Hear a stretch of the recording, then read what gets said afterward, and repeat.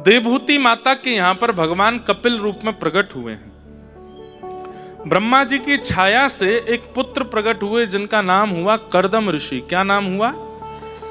विश्व में सबसे पहला विमान बनाने वाले ये ऋषि थे जिनका नाम था कर्दम ऋषि। लोग बाग दावा करते हैं कि विमान अमेरिका के या कहीं के लोगों ने बनाया। नहीं, विमान शब्द ही सबसे पहले हमारे ऋषियों ने प्रदान किया और उस विमान का नाम था कामग विमान। कर्दम ऋषि के द्वारा उसका निर्माण किया गया था।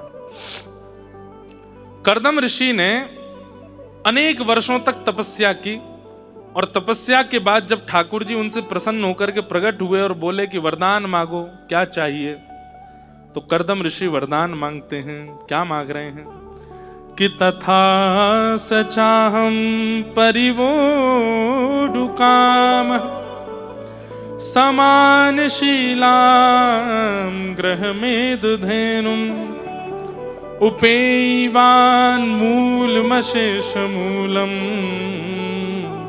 दुराशय काम दुदांग्रिपश्य। सब लोग इधर देखो, सावधानी से सुनो। ये श्लोक जिनके बयान नहीं हुए उनको याद कर लेना चाहिए और नित्य अपने ठाकुर जी से ये श्लोक बोलना चाहिए। इस श्लोक का अर्थ क्या है? जब ठाकुर जी प्रकट होकर के कर्दम ऋषि से बोले कि वरदान मांगो, तो कर्दम ऋषि कहते हैं, नाथ, मेरे अनेक वर्षों की तपस्या का केवल एक फल मुझको दे दीजिए। क्या? मैं जितना आपसे प्रेम करता हूं, मैं जितनी आपकी भक्ति करता हूं, मुझे आपकी कथा सुनने में, सेवा करने में जितनी रुचि है, मुझसे भी दुगनी रुचि वाली एक कन्या से मेरा ब्याह हो जाए। बंधुओं, हम आप सब लोगों की संबंध में रिक्वायरमेंट क्या होती है? हम किससे संबंध बनाते हैं? जो रूपवान हो, जो धनवान हो, जो कहीं ना कहीं ऐश्वर्यवान हो, कीर्तिवान हो। पर रूप, धन, ऐश्वर्य, कीर्ति का बहुत दिन तक आनंद नहीं है, बहुत दिन तक सुख नहीं है। रावण खूब धनवान था पर मंदोदरी पत्नी होते हुए भी अति प्रसन्न नहीं है। हिरण्यकश्यप तीनों लोकों का स्वामी बना बैठा था लेकिन कयाधु प्रसन्न नहीं है। ऐश्वर्य, धन, संपत्ति और रूप, इनसे कुछ होने वाला नहीं है। इसलिए नित्य ठाकुर जी से आप एक प्रार्थना कीजिए, पत्नी मिले तो आपकी भक्त मिले, पति मिले तो आपका भक्त मिले, और जब पति पत्नी भक्त मिल जाए तो उसके बाद फिर बच्चे मिले तो आपके भक्त मिले, मित्र मिले तो आपके भक्त मिले। परिवार में अगर कोई व्यक्ति भगवान का भजन नहीं करता है तो उसके लिए नित्य प्रार्थना करो कि हे नाथ, इसके चित्त में भी अपनी भक्ति प्रकट कीजिए, ये भी आपका परम वैष्णव हो जाए, परम भागवत हो जाए। ठाकुर जी से आप कामना नहीं कर सकते, लेकिन किसी भक्त की कामना आप ठाकुर जी से कर सकते हैं कि हे नाथ, मेरे जीवन में एक भक्त आ जाए। एक बात बोलें, अगर वैष्णव पत्नी आ गई तो संसार के लिए वो विवाह होगा, पर आपके लिए वो सत्संग है। अब आप सत्संग में प्रवेश कर गए क्योंकि एक सद व्यक्ति का संग आपको मिल गया है। वैष्णव बालक जीवन में आ गए तो सत्संग हो जाएगा। उसके बाद आप कथा में अगर सदैव उपस्थित भी नहीं हो पाओगे ना, तो भी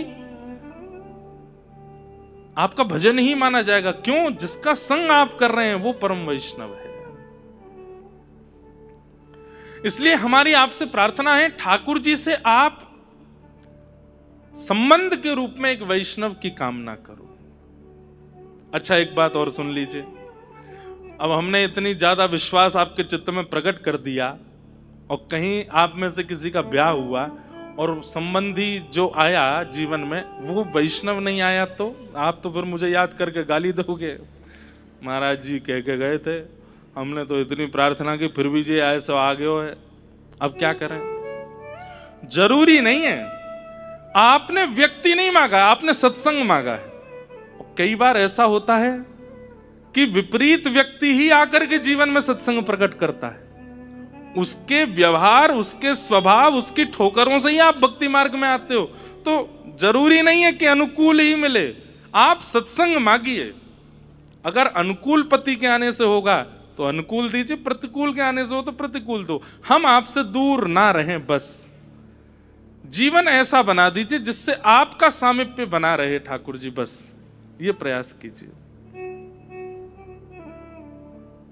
हम आपसे दूर ना हों। गोस्वामी तुलसीदास जी महाराज, जिन्होंने पूरे विश्व को रामचरितमानस प्रदान की, मैं कथा में सुनाया करता हूं। एक बार उनकी प्रयाग में कथा चल रही थी, तो एक ब्राह्मण आया, और ब्राह्मण आकर के बोला, आप इतने सुंदर हैं, गुणवान हैं, बुद्धिमान हैं, मेरी बेटी से ब्याह कर लीजिए। गोस्वामी तुलसीदास जी बोले, हम नहीं करेंगे।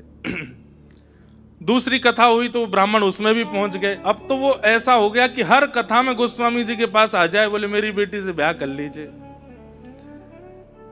गोस्वामी जी ने कहा, अगर महादेव प्रकट होकर के कह देंगे तो करूंगा, क्योंकि भैया अब हमारा जीवन राम जी का हो गया है, हम ऐसे किसी से भी ब्याह नहीं कर सकते, हम उसी से ब्याह करेंगे जो हमारी तरह वह भी राम जी से प्रेम करे और उसके कारण हमारी भक्ति और बढ़े। तो एक दिन महादेव ने प्रकट होकर के कह दिया कि वो जो ब्राह्मण तुम्हारी कथा में आते हैं ना, उनकी कन्या से ब्याह कर लो। तो गोस्वामी जी के चित्त में आया, महादेव मोहर लगा रहे हैं तो निश्चित है कि वो कन्या मेरे चित्त में राम भक्ति प्रकट करेगी, तो मैं ब्याह कर लेता हूं। गोस्वामी जी का ब्याह हुआ, इतनी सुंदर। अब तो गोस्वामी जी उसके संग ही रहते हैं।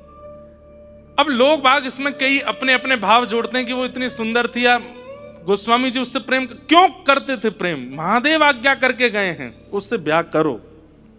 तो गोस्वामी जी तो इसीलिए प्रेम करते थे कि भाई इसके कारण मुझे राम जी मिलेंगे। लेकिन गोस्वामी जी का ऐसा अथाह प्रेम कि एक दिन पत्नी परेशान हो गई, 5 साल हो गए मायके भी नहीं जाने दिया मुझको।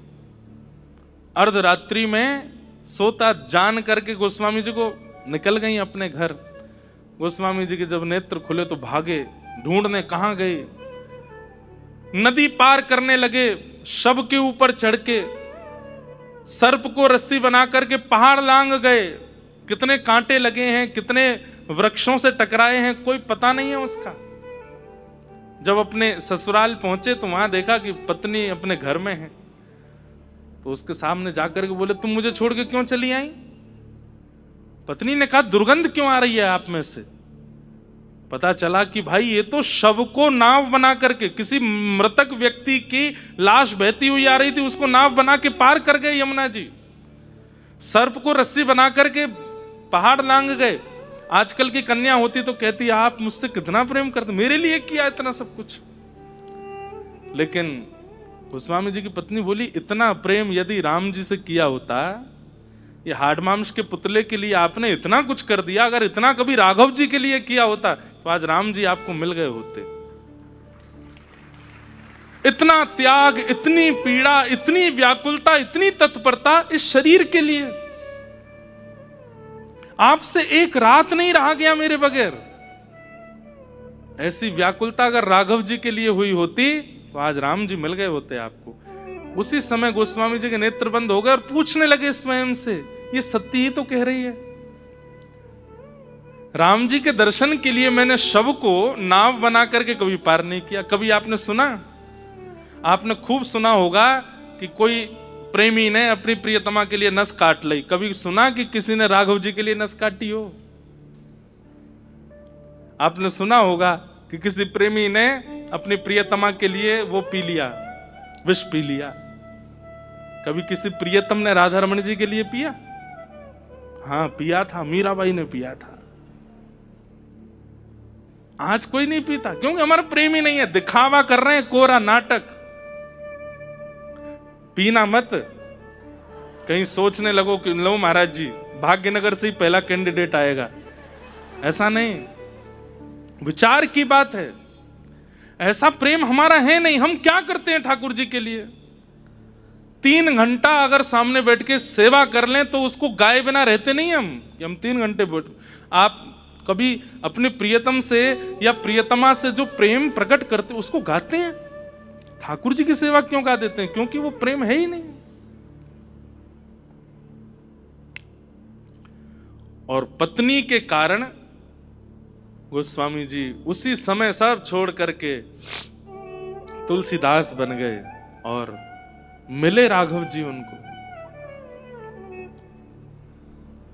तो अब पत्नी अनुकूल नहीं थी, लेकिन क्योंकि महादेव जानते हैं कि जब प्रतिकूल पत्नी आएगी और वह आकर के इनको ऐसे फटकारेगी तभी राम जी मिलेंगे। तो जरूरी नहीं है कि अनुकूल मिलेगा तो ही भगवत प्राप्ति होगी, कई बार प्रतिकूल के मिलने से भगवत प्राप्ति होती है। महाराष्ट्र में एक संत हुए श्री तुकाराम जी महाराज। तुकाराम जी महाराज के गांव में एक लड़के के पीछे पूरा परिवार पड़ गया, शादी करो शादी करो। तो उस लड़के ने कहा अगर तुकाराम जी बोल देंगे तो कर लूंगा, क्योंकि तुकाराम जी की जो पत्नी थी बहुत उल्टे दिमाग वाली थी। तो उस लड़के ने कहा तुकाराम जी कभी नहीं कहेंगे कि तू ब्याह कर, भाई खुद जला हुआ व्यक्ति दूसरे को क्यों जलाएगा। तो उसने घर वालों से कहा तुकाराम जी से बुलवा दो, अगर वो बोल देंगे तो मैं ब्याह कर लूंगा। घर वाले सब गए, तुकाराम जी हमारा बेटा कहता है कि आप कह दोगे तो वो ब्याह करेगा। बेटा बड़ा प्रसन्न, बोले ये कभी नहीं कहेंगे, खुद इनकी पत्नी पूरा गांव जानता है कि वो भरे चौराहे पे पीट देती है, कभी कभी इनको सुना देती है।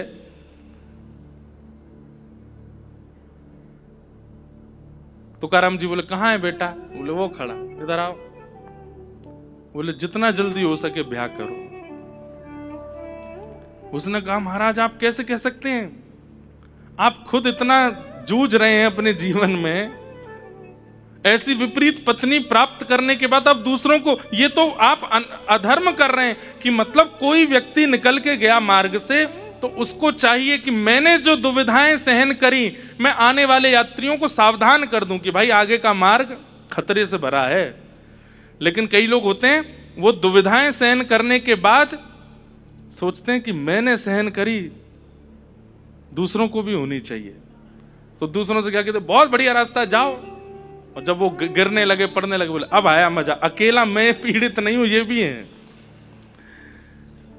तो बोले आपने तो ऐसा काम किया है कि आप अकेले पीड़ा सहन कर रहे थे, तो आपने विचार किया कि ये भी एक सहन करने वाला हो जाएगा तो अच्छा लगेगा। तुकाराम जी बोले नहीं ऐसा नहीं है। तो फिर क्या है? बोले देखो अनुकूल पत्नी मिल जाए तो तुम विट्ठल भगवान का प्रेम से रोज दर्शन करने जाना, हर महीने जाया करना। और प्रतिकूल पत्नी अगर आ जाए, जैसे मेरी पत्नी है, तो एक गांव में दो तुकाराम हो जाएंगे, फिर मैं भी तू भी, दोनों एक से हो जाएंगे। अपना उत्तराधिकारी भी तो चुनना है मुझको। इसलिए अनुकूल और प्रतिकूल दोनों स्थितियों को स्वीकार कीजिए। देखिए प्रसाद का एक नियम होता है, पुजारी जी जब हाथ में देते हैं तो हम उसको पा लेते हैं, लेकिन कई बार वो हाथ से गिर जाता है तो भी हम उठा के पा लेते हैं। प्रसाद अपवित्र नहीं होता। ऐसे जीवन में अनुकूल और प्रतिकूल दोनों प्रसाद है, दोनों को सेवन कर लो, दोनों को स्वीकार कर लो। कई बार प्रतिकूलताएं हमारे निर्माण के लिए अति आवश्यक होती हैं।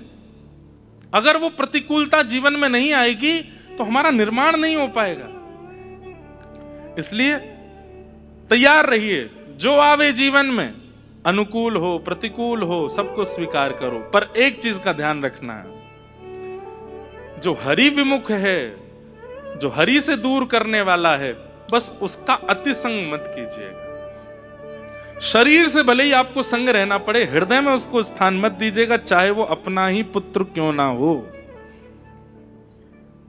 उसको हृदय में स्थान मत दीजिएगा। जो हरि विमुख करने वाला, तजोरे मन हरि विमुखन को संग, जाके संग कुमत उपजत है, पड़त भजन में भंग। कहा होत पै पान कराए, विष नहीं तजत भुजंग। सूरदास कारी कामर पे, चढ़े न दूजो रंग। तजोरे मन हरि विमुखन को संग।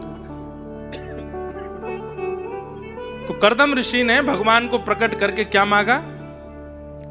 मुझसे भी ज्यादा आपसे प्रेम करने वाली एक कन्या से मेरा ब्याह हो जाए। भगवान इतने प्रसन्न हो गए, कर्दम ऋषि से कहा ठीक है, पृथ्वी के प्रथम मानव स्वयंभू मनु की पुत्री देवहूति के साथ आपका ब्याह होगा। और मैं आपसे इतना प्रसन्न हूं कि मैं एक वरदान अपनी तरफ से दे रहा हूं कि आपके यहां पुत्र बनकर के मैं ही आऊंगा। और कर्दम ऋषि के 9 पुत्रियां हुई और 10वें संतान के रूप में भगवान कपिल का प्रादुर्भाव।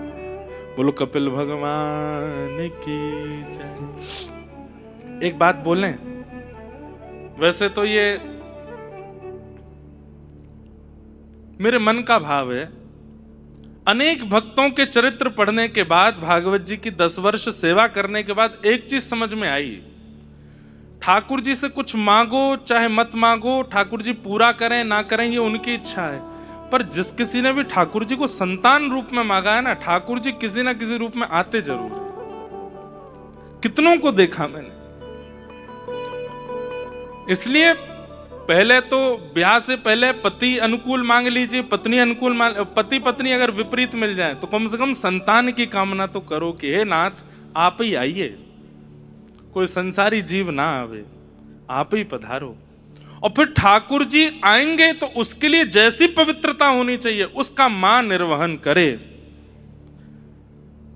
व्यास मंच पर बैठ करके हम कह रहे हैं तो हो सकता है वाणी सत्य हो जाए, ठाकुर जी आएंगे। और ठाकुर जी नहीं आएंगे तो अपने किसी अंश को ही बालक बना करके भेजेंगे।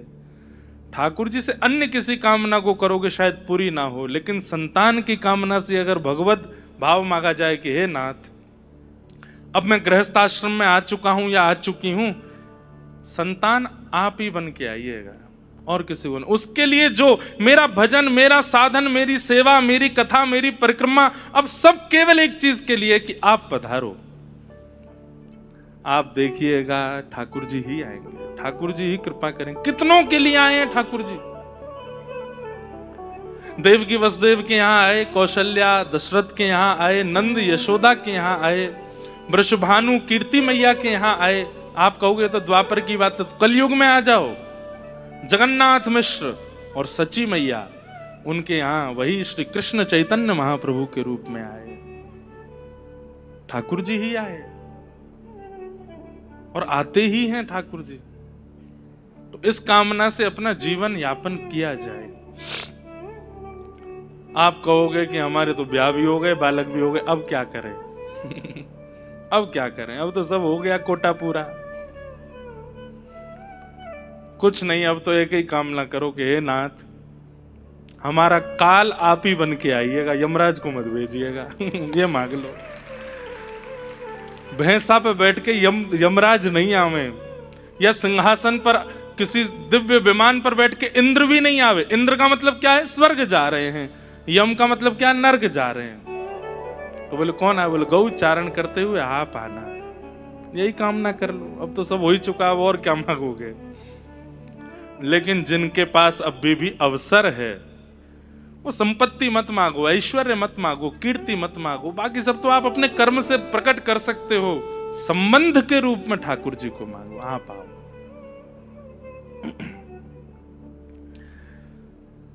तो कर्दम ऋषि और देवहूति माता के यहां भगवान कपिल प्रकट हुए। कपिल भगवान की बाल अवस्था का ज्यादा वर्णन नहीं है, आप धीरे धीरे बड़े होने लगे।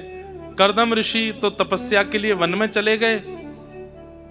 देखो एक बात स्पष्ट है, साक्षात भगवान का दर्शन करने के बाद भी भजन जरूरी है, क्योंकि प्रत्यक्ष दर्शन रावण को भी हुआ है, प्रत्यक्ष दर्शन कुंभकर्ण को भी हुआ है, कंस को भी हुआ है, शिशुपाल दंतवक्र को भी हुआ है। अरे कहां तक कहें, मंथरा को भी होते थे राम जी के प्रत्यक्ष दर्शन। दर्शन से मति नहीं बदली, मति तो भजन से ही बदलती है, मति तो नाम जप से ही बदलती है, मति तो संकीर्तन से ही बदलती है। इसलिए प्रत्यक्ष दर्शन हो भी जाए, कभी ठाकुर जी प्रत्यक्ष आ भी जाएं, उसके बाद भी भजन मत छोड़िएगा। कुम्मन दास जी की एक चरित्र आता है कि कुम्मन दास जी जब अपने खेत में बुवाई करते थे ना, तो पीछे ऐसे अपनी पीतांबरी में ठाकुर जी बीज डाल करके चलते, ऐसे करके, और कुम्मनदास जी के खेत में ऐसे बीज उछालते हुए चलते ठाकुर जी, आगे आगे खुरपी से मेड़ बनाते चलते श्री कुम्मनदास जी, और पीछे पीछे ठाकुर जी चलते। कुम्मनदास जी को पता होता ठाकुर जी संग चल रहे हैं। ठाकुर जी कहते, बोले तुम एक काम करो, तुम खोदो, मैं बीज डालूंगा। इतना प्रेम ठाकुर जी कुम्मनदास जी से करते थे। लेकिन तभी मंदिर के घंटे घड़ियाल बजने लगे, राजभोग का समय हो गया, दोपहर के 11:30-12 बज गए, ठाकुर जी की राजभोग आरती होने वाली है। जैसे ही गिरिराज पर्वत पर घंटे घड़ियाल बजे तो कुम्मनदास जी तुरंत खुरपी छोड़ करके हाथ धोने लगे, पैर धोने लगे, दौड़ने लगे मंदिर की ओर। ठाकुर जी अभी भी पीतांबरी में बीज लेके खड़े हैं। ठाकुर जी बोले, कहां जा रहे हो भैया कुम्मना? अरे राजभोग को समय है गयो, आरती करवे जा रहा हूं। ठाकुर जी बोले, दारी के मैं यहां थाड़ा हूं, तो ऊपर मंदिर में क्या जा रहा है? कुम्मनदास जी का उत्तर कितना सुंदर। बोले, यहां आप अपनी इच्छा से आए हो, और जब मन नहीं होगा तो चले भी जाओगे। कल को मुझसे कोई अपराध हो गया तो मैं कितना भी बुलाऊं, आप आओगे नहीं। लेकिन मंदिर में तो आपको आचार्यों ने बिठाया है, वहां से आप कहीं नहीं जाओगे, इसलिए वहां तो मैं नित्य दर्शन करूंगा, उसको कैसे छोड़ दूं? इसलिए भजन, नाम जप और कथा ये तो कभी नहीं छोड़नी है, क्योंकि प्रत्यक्ष दर्शन के बाद भी कभी कभी मति परिवर्तित नहीं होती, चित्त परिवर्तन नहीं होता, पर कथा से चित्त परिवर्तन होता है। कथा से उसमें लाभ जरूर मिलता है। हमारे पूज्य श्री अनंत दास जी महाराज पधारे हैं, जिन्हें लोग फ्लाइट बाबा के नाम से भी जानते हैं। ऐसे महाराज जी को बहुत बहुत वंदन, बहुत बहुत स्वागत।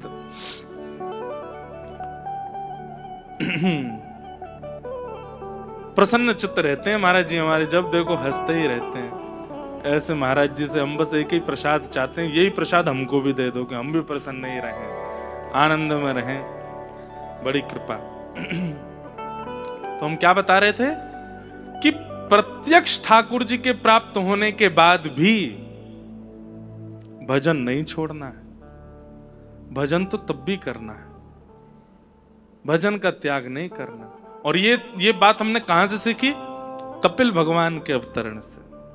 कर्दम ऋषि के यहां साक्षात भगवान का जन्म हुआ है, लेकिन फिर भी कर्दम ऋषि वन में गए हैं भजन के लिए। देवभूति माता सामने बैठी हैं और देवभूति माता कहती है, मेरे कुछ संशय हैं, आप समाधान कर दीजिए। तो कपिल भगवान बोले, मैया मैं तो आपका लाला हूं, और मां कभी अपने बालक से जिज्ञासा करती है? बोले, नहीं, थोड़ी देर के लिए मैं ये भूल गई हूं कि आप मेरे पुत्र हो, आप साक्षात परमात्मा हो, इस भाव से उत्तर दीजिए। पूछिए मैया क्या चाहते हो। अनेक प्रश्न किए हैं देवभूति माता ने, सब प्रश्नों को तो हम नहीं बोल पाएंगे, पर एक दो प्रश्न बोल करके कथा में आगे बढ़ेंगे। पहला प्रश्न कि निर्वेणा नितराम भूमल असद इंद्रिय तर्षणात् येन संभाव्यमानेन प्रपन्नान्धं तम प्रभो।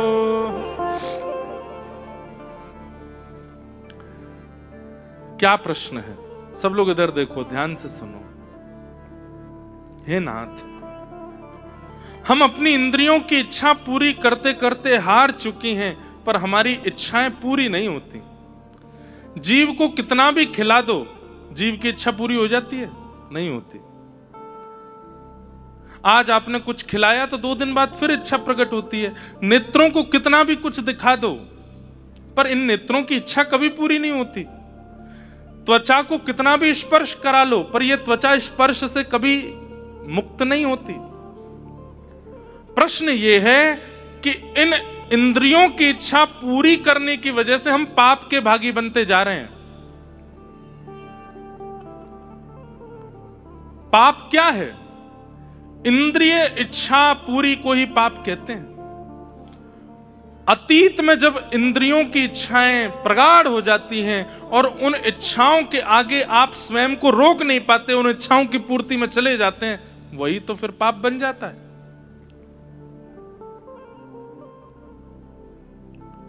हम ऐसा क्या करें जिससे हमारी इंद्रियों की इच्छाएं समाप्त हो जाएं, सामान्य हो जाएं, या फिर इच्छा प्रकट ही ना हो? यह प्रश्न है देवूती माता का। ऐसा उपाय बताइए जिससे हमारी इंद्रियां तृप्त हो जाएं और फिर पुनः कभी इच्छा प्रकट ना हो।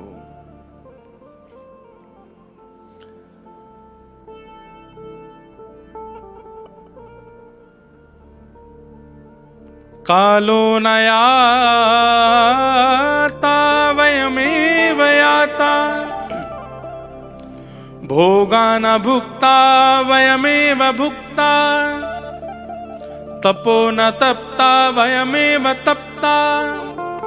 कालो न याता वयमेव याता, तृष्णा न जीर्णा वयमेव जीर्णा। एक शास्त्रीय बात है, भोगा न भुक्ता वयमेव भुक्ता। हम भोग को भोगने से शुरू करते हैं, चख के देखते हैं चलो कैसा है, लेकिन एक दिन ऐसा आता है कि इतने आदी हो जाते हैं उस भोग्य वस्तु के, फिर हम ना चाहते हैं कि हम नहीं भोगें, लेकिन फिर भी उसके बिना रह नहीं पाते। अब हो क्या जाता, वो हमको भोग रहा है, वो हमारा भक्षण कर रहा है। जो लोग पीला पानी पीते हैं वो पहली बार चखने के लिए ही पीते हैं, दोस्त वस्त कह रहे हैं पी लो, एक बार चख के तो देखो कैसा है। लेकिन कुछ समय बाद जब चखते चखते चखते, आपने तो चखा था उसको, लेकिन उसने आपको पसंद कर लिया। अब क्या होता है, आप चाहते नहीं है, पत्नी परेशान है, बच्चे परेशान है, परिवार के लोग परेशान बैठे हैं कि भैया बहुत बुरा कर दिया, जीवन बर्बाद कर लिया अपना पूरा। उस समय आपको भी लगता है कि मैं चाहता तो हूं कि मुझे नहीं करना है, मुझे नहीं स्पर्श करना है, मुझे नहीं इसके बारे में, पर मैं क्या बताऊं, अब मैं रह नहीं पाता। उस समय आप नहीं रह पा, वो आपका भोग कर रहा है। भोग्य वस्तु वो निर्जीव होती है, पर जब आप उसका अति सेवन करने लग जाते हैं तो वही सजीव हो जाती है और फिर आपका उपभोग करती है। वो भोगा न भुक्ता वयमेव भुक्ता। वो भोग्य वस्तु कभी खत्म नहीं होती, उसका भोग करते करते आप खत्म हो जाते हो।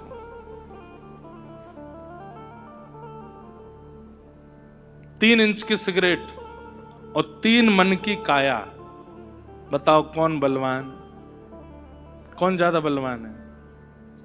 80 किलो के आप बलवान हो या 3 ग्राम की 30 ग्राम की सिगरेट बलवान है? कौन बलवान है बता दो। 80 किलो के आप, देखने में तो आप ही बलवान हो, परंतु आप आदि हो उसके, इसलिए वो बलवान है।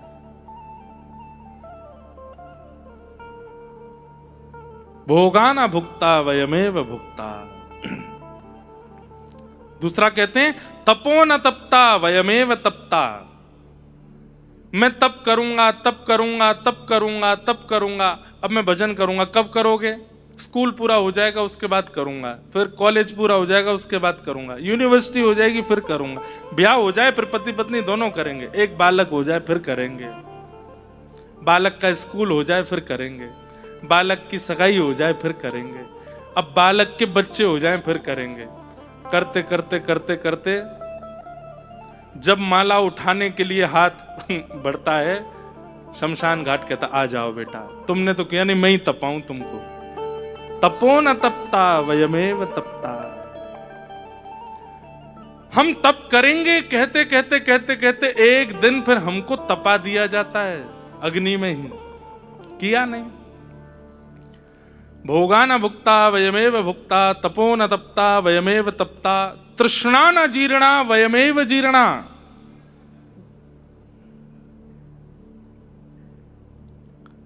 हमारी इच्छा कभी पूरी नहीं होती, हमारी इच्छा कभी बुढ़ी नहीं होती। जो लोग यहां ज्यादा उम्र के बैठे हैं वो मेरी बात से शायद हो सकता है एग्री करें।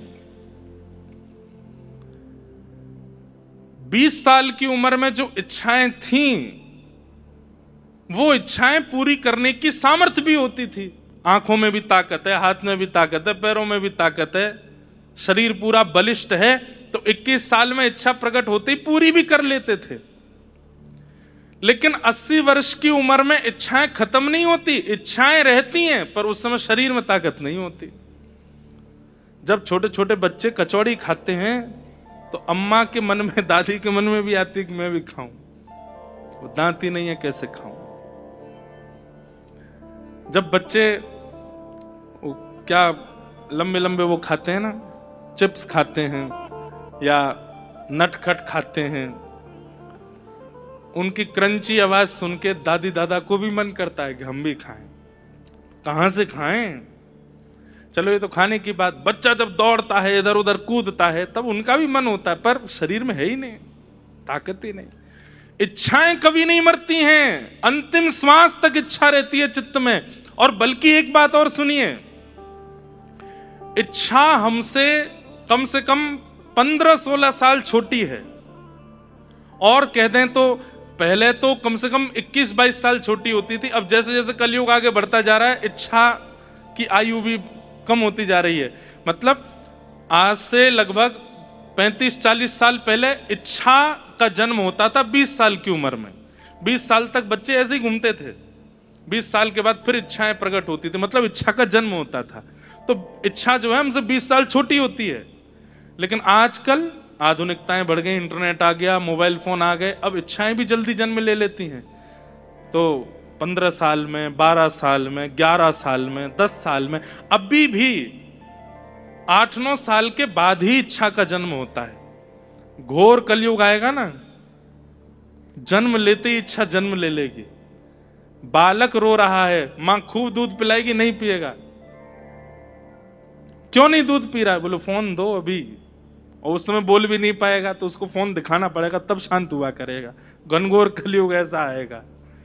तो अब इच्छा पहले 20-22 साल बाद जन्म लेती थी, आजकल वो अब 15 साल में जन्म लेने लगी, अब 12-13 साल में जन्म होता है। अब जिसका आयु ही हमसे 12-13 साल छोटी है, तो मतलब जब हम 40 के होते हैं उस समय इच्छा कितने वर्ष की होती है? उस समय इच्छा की आयु होती है 20-21 साल की। और जब हम होते हैं 50-60 के, तो उस समय इच्छा की उम्र होती है 30 साल की। तो 30 वर्ष की इच्छा और 60 वर्ष के हम, मेल नहीं हो पाता। और इसी कारण फिर वृद्धावस्था में बहुत कष्ट होता है। हम वृद्ध हो जाते हैं पर इच्छाएं कभी वृद्ध नहीं। इच्छा की लास्ट आयु है 40-45 साल की होती, तब तक तो हमारा राम नाम सत्य हो जाता है। इच्छा मरती नहीं है। यही प्रश्न देवभूति माता कर रही हैं। इन इच्छा को नष्ट करने का और इस इच्छा को सामान्य करने का, समाप्त करने का कोई उपाय बताइए। ये इच्छाएं शांत कैसे होती हैं? भगवान उत्तर दे रहे हैं। बहुत सुंदर है कपिल देवभूति संवाद। आप लोगों को हम एक युक्ति बताएं, कभी वैसे सुनी होगी कई लोगों ने। 1 महीना की कथा हुई थी नासिक में। उस कथा को एक बार तो सुनिए, पूरी कथा सुनिए। वहां हमने प्रहलाद चरित्र तक कथा करी है 1 महीना में। उसमें 4 दिन हमने कपिल देवभूति संवाद किया। दंडपाणी भगवान का रूप बताया, इतना विस्तृत वहां पर कहा। वो भी विस्तृत नहीं है वैसे, लेकिन फिर भी आज के समय से ज्यादा विस्तृत कथा है। वो सुनिए एक बार।